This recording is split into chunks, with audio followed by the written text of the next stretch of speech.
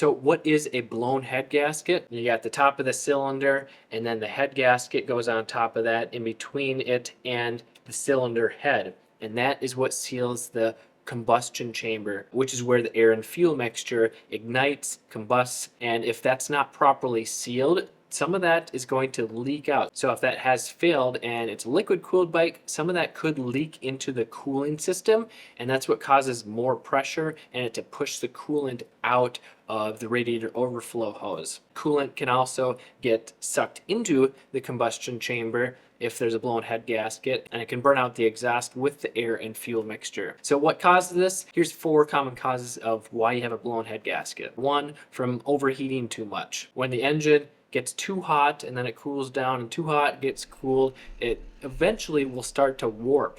And when the materials start to warp, it's not going to seal as well. So even if you put a new head gasket in, it might fail within minutes or hours. Cause number 2 is bad gasket installation. You want to make sure that you have it installed properly and that you're using a new one, because if you're using an old used one that was in the bike for a long time, it's not going to seal properly. Cause number 3 is a cracked head. This can cause from overheating too many times, or if you leave water or a low quality coolant in the engine and it freezes over the winter, that can crack the head. And if you're looking for a simple guide on how to properly maintain your dirt bike so that you save up to $300 per year, because you're saving time, saving money, I got one. It's for 2 and 4 strokes. You can click the link in the description below. Common cause number 4 is just gasket failure. It has so many hours on it, or it's just a low quality gasket and it just blows.